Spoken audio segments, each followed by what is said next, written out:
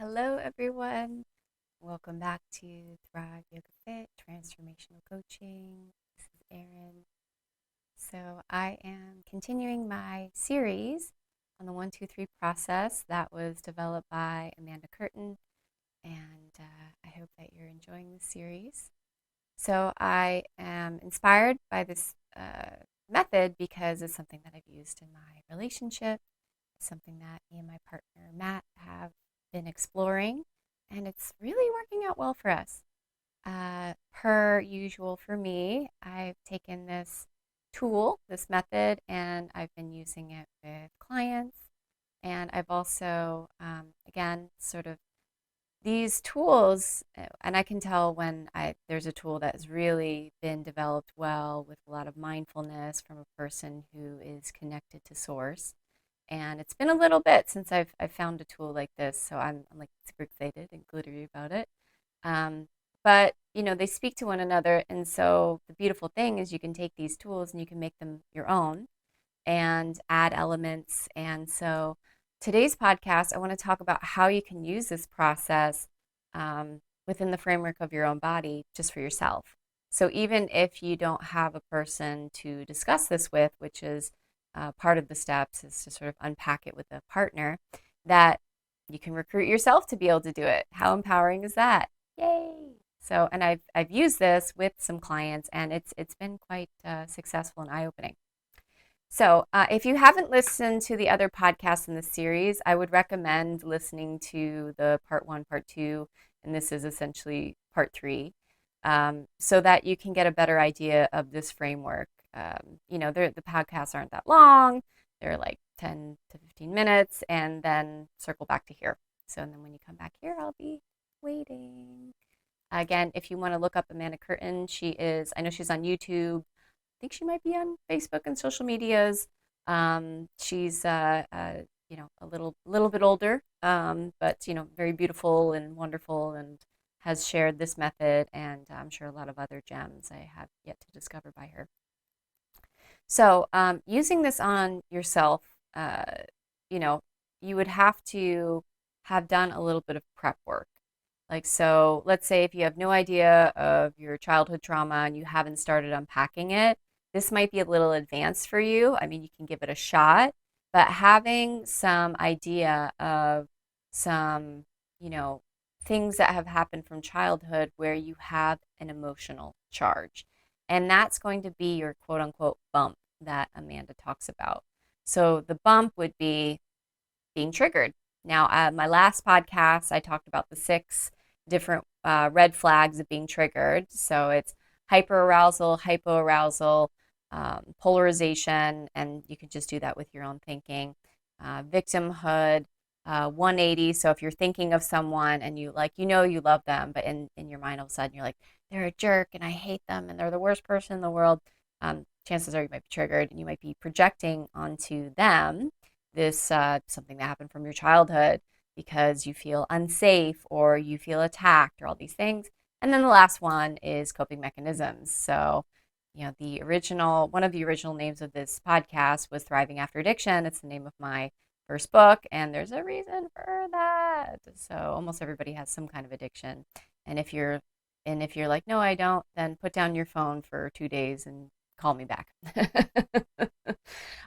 Okay, so the first part of the steps is to, again, recognize when you're triggered. If you don't have somebody in front of you that triggers you, guess what? We can do it on our own. So we can certainly do it on our own. And if you think a thought and then all of a sudden, you're in a big emotionally charged space, then okay, probably I got triggered. Again, you can listen to the last podcast on the 6 red flags of being triggered. So let's say you're like, okay, I'm pretty sure I'm triggered. Okay, cool. This is where some of the prep work comes in, but I find that if you can drop into a meditative space, like just breathe,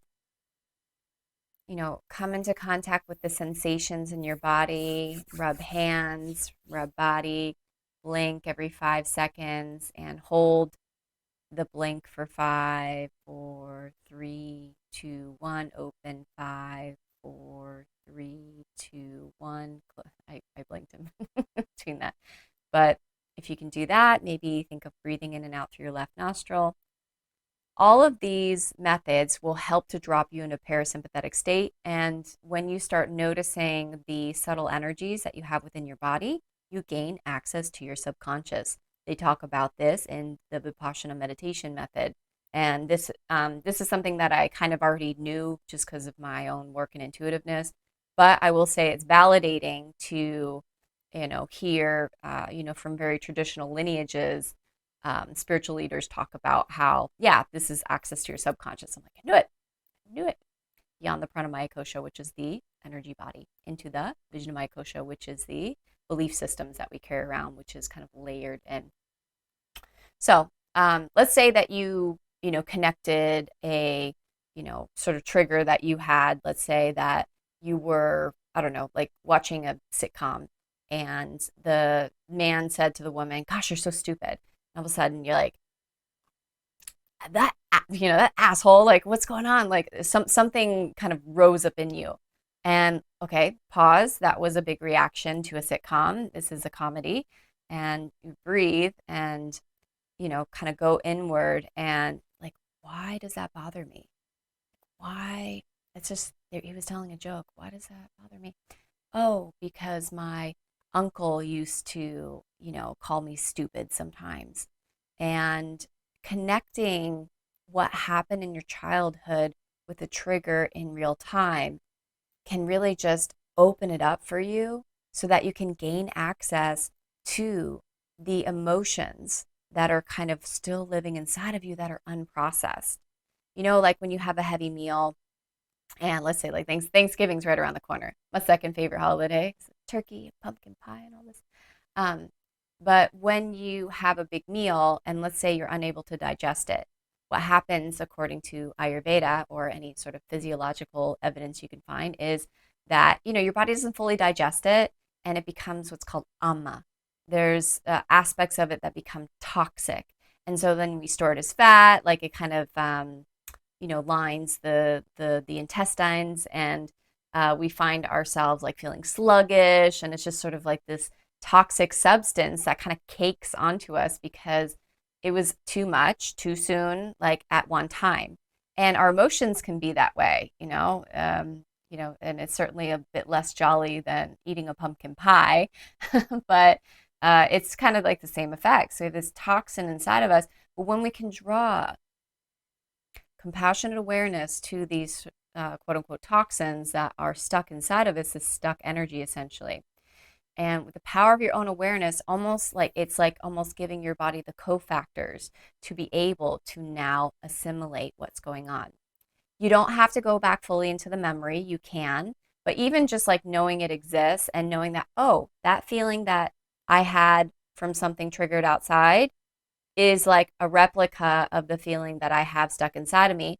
Bring them together, join consciousness in the heart space, as the second Yoga Sutra talks about. Yoga Chitta Vritti Nirodha talks about steadying consciousness in the heart space. That's one of the translations, my favorite translation, because I feel like it's very true. Because when we bring conscious awareness and we connect into our heart, we gain the ability to transmute, to create alchemy within us. And when we can do that, we heal on a very deep level. So, again, loosely following the 1, 2, 3 process coined by Amanda Curtin. Then after that, we would try to say, okay, like how is this different, or how am I now different than what my uncle said? What's the evidence? Gosh, I've figured out a lot in my life. I have a successful business. I have lots of deep and meaningful friendships. And I've done my taxes before. Like I have to be pretty smart for that, right? I don't think stupid people can do that. And you basically kind of like give yourself the needs that were unmet. And this is me blending some of my techniques with Amanda Curtin, so I hope she doesn't mind. So, what needs were not addressed when you were a child? Needs for reassurance, needs for safety, needs for, I don't know, some sort of positive affirmations. If you can go back and give that to yourself, like when you're in that sort of parasympathetic, access to subconscious state, then you start to heal. And then you'll notice that you can, be exposed to more things that would otherwise trigger you. And, huh, isn't that interesting?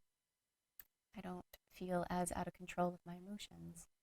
So, I hope that this helps. I can talk a lot more about this, but this is something that I'm using in my sessions, and it is awesome. I'm so happy.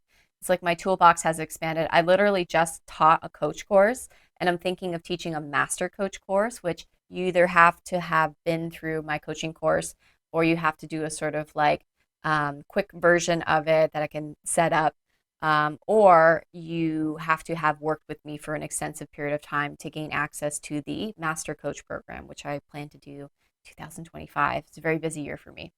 So, yeah, I hope that you enjoyed. Again, if you want to join us in India or Japan, India is in June, Japan is in November. So, if you want to, come kick it with me internationally. Also, just a disclaimer, my retreats are not, sipping a margarita and like floating down a lazy river.